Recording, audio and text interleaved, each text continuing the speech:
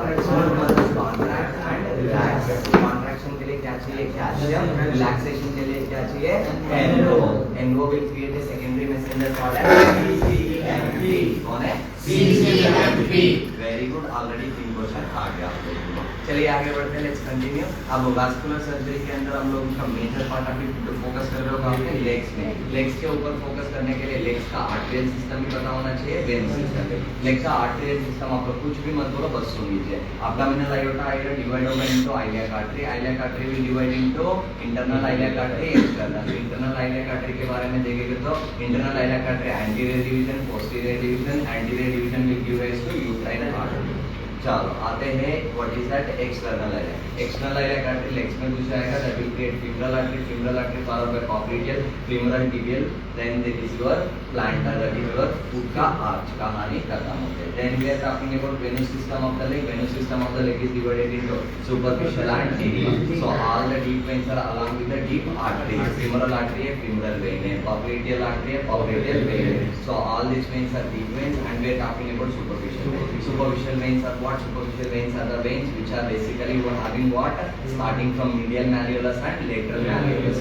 So all the superficial veins are called as saphenous vein। saphenous vein is divided into 2 types, short and long। short and long। short वाला शुरू होता है lateral malleolus, कहाँ से? lateral malleolus।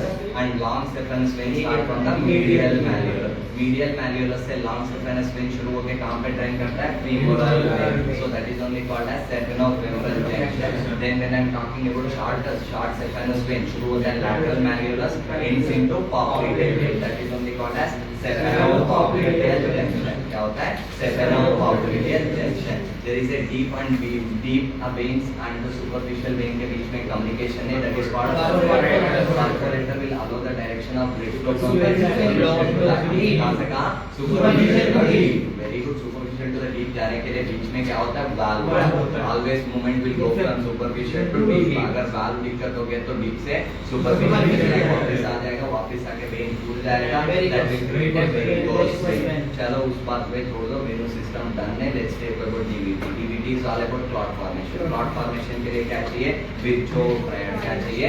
Virchow-Fried। then we are talking about Virchow-Fried। Virchow-Fried के अंदर बहुत सारे चीजें आता है, but all of the factors are divided into 3 divisions। what are those 3 divisions? stasis, endothelial injury and endothelial injury and your hypercoagulability। so इस तीनों में से stasis याद रह जाएगा। stasis फिर भी आप लोगों को एग्जाम के अंदर क्या क्वेश्चन आता है? इधर ऑर्थोपेडिक सर्जरी के बाद आता है, इधर नहीं तो दूसरा क्वेश्चन आता है कि stasis के लिए बहुत लॉन्ग टाइम सिटिंग का या long time sitting and travelling का इसीलिए, ठीक है। देन आते हैं हाइपरकोगुलेबिलिटी। हाइपरकोगुलेबिलिटी के लिए कॉजेस क्या होता है? प्रेगनेंसी हो सकता है। क्या हो सकता है?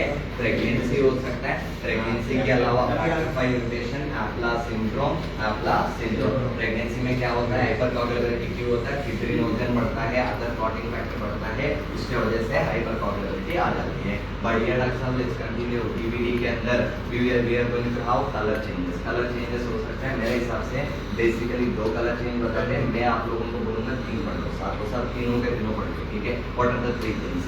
Basically what is that? Painful lower limb, painful lower limb. Pain के साथ अगर टेल लिम्ब हो गया अल्फा डोलेंस, क्या बोलोगे? Alpha dolens. अगर ब्लू कलर लिम्ब सेरुलर डोलेंस। अगर लॉन्ग टर्म के लिए क्लॉट रह के अगर ब्लड वहीं रुक जाएगा, दैट विल क्रिएट ए हेमोसाइक्लिन creating what? Colour pigment. Alba and cerulea dolens depends upon what? Collateral thrombosis. Collateral पूरा सारे कोलैटरल बंद हो जाएगा तो white colour limb what as alba dolens. अगर कोलैटरल अगर स्पेयर है तो बना है, then blue colour limb that is called as cerulea dolens. कहीं पे भी सेरुलर टर्म सुनाई दिया मेडिकल में specifically you can use it blue colour, ठीक है। चलिए डॉक्टर साहब आगे बढ़ते हैं। Next important what is that? That is your investigation. Investigation से पहले क्या देखोगे? पेशेंट तुम्हारे पास आना चाहिए। आने के लिए क्या देखोगे? Clinical feature. क्लिनिकल फीचर के अंदर क्या क्या आएगा? Pain will be mostly unilateral but bilateral DVT हो सकता है। सो जो अगर एक लिम्ब में डीवीटी है तो यूनिलेटरल पेन, बायलेटरल डीवीटी है तो बायलेटरल पेन। बायलेटरल डीवीटी हो गया बायलेटरल पेन, यूनिलेटरल डीवीटी हो गया unilateral pain. Most common symptom is pain. Pain के बाद swelling in the lower limb, low grade pyrexia. ये कोई स्पेसिफिक सिम्पटम हुआ नहीं हुआ, इमीडिएटली क्या करो? पेशेंट को भेजो डॉपलर और डुप्लेक्स। डॉपलर और डुप्लेक्स स्कैनिंग से प्रिवेंशन ऑफ चॉइस। मैनेजमेंट क्या करना चाहिए? मैनेजमेंट 3 तरीके का, एक क्लॉट आने से प्रिवेंट करो प्रोफिलैक्सिस, क्लॉट आने के बाद मेडिकल मैनेजमेंट, अगर नहीं है तो सर्जिकल। डीवीटी के लिए सर्जरी आज के टाइम पे करते हो नहीं करते हो, only medical management is sufficient, but is it available for the surgical procedure? Yes it is available. ठीक है, सो प्रिवेंशन के लिए क्या करना चाहिए? Early mobilization and one more thing what you have to do, hundred that is the compression stocking. Compression stocking can be of two kinds, elastic and pneumatic. Elastic and pneumatic. Picture based question आएगा तो pneumatic stocking पहचान लोगे? Very good, very good. Pneumatic stocking क्या होता है? Air को use करके ऐसे दबाव होगा, फिर दबाव क्रिएट करता है। Then medical management के अंदर heparin, warfarin, breathing. So medical management also again it depends upon pregnant or non-pregnant. Non-pregnant है तो heparin, warfarin, breathing करो, 5 दिन के बाद से warfarin चला लो, कहानी खत्म हो जाएगा। But when we are talking about what is that pregnant? Pregnant female है तो first trimester में heparin, second trimester में warfarin, third में heparin, delivery के पास warfarin, कहानी खत्म। अगर first trimester में warfarin यूज करोगे तो fetal warfarin syndrome क्या होगा? Fetal warfarin syndrome. Is it good thing or very bad thing? Very bad thing. Why very bad thing? Because it will create a musculoskeletal effects of the baby and organs पूरा बनता कभी भाई first trimester। कहीं के अंदर में ये basic चीज पढ़ाया था, first trimester is more prone to teratogenicity, teratogenicity। इसीलिए first trimester में warfarin नहीं देना चाहिए। क्लियर हो गया? चलो then next important aspect what is that? Complication। Complication क्या हो सकता है? One of the classic complication is pulmonary embolism. What is that? Pulmonary embolism. Pulmonary embolism हो जाएगा तो पेशेंट को क्या होगा? That chest pain, chest pain, chest pain, chest pain के साथ हीमोप्टाइसिस, हीमोप्टाइसिस के साथ what else will be there? Having a countries of respiratory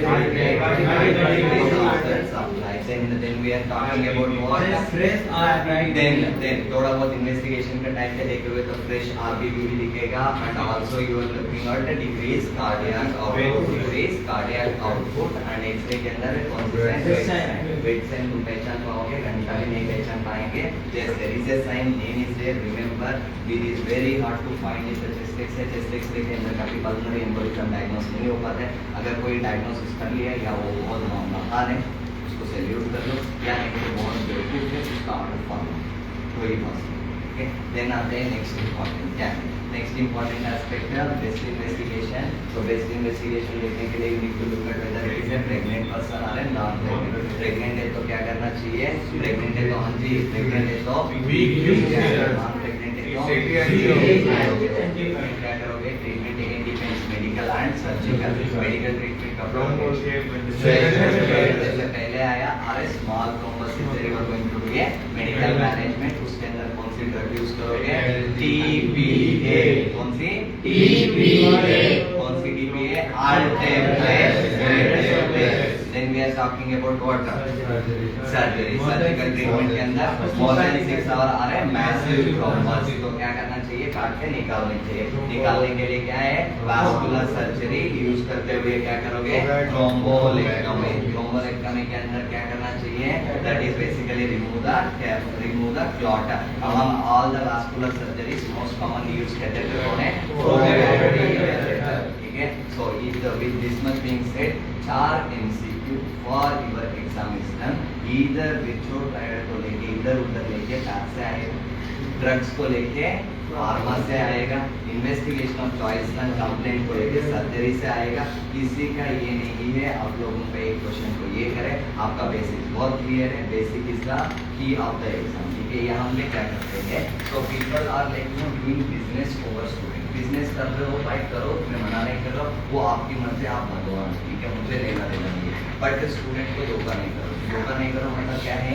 पूरा हाई एंड चीजें पढ़ाऊंगा भाई। हाई एंड चीजें पढ़ाते पढ़ाते उनको बेसिक पढ़ाते हैं। बेसिक के अंदर सेल क्या है पता नहीं है, you are directly going to the barrier. Barrier क्या समझ आएगा जब सेल ही पता नहीं है। तो ये चीज को फोकस करो। आपका पढ़ना भी वही तरीका, जो भी बाहर वीडियो देखोगे, जहाँ पे भी देखोगे ना, ये ही चीज माइंड पे रखना, making sure of the basic. वो छोड़ के मैं ये पढ़ लिया, वो पढ़ लिया, मैं नाम नहीं लूंगा, यहाँ से उतना कर लिया, यहाँ से इतना कर लिया, बट तुम्हारा दिमाग में कुछ भी नहीं है because you don't have a basic. अगर बेसिक नहीं है तो नहीं चलेगा दुनिया।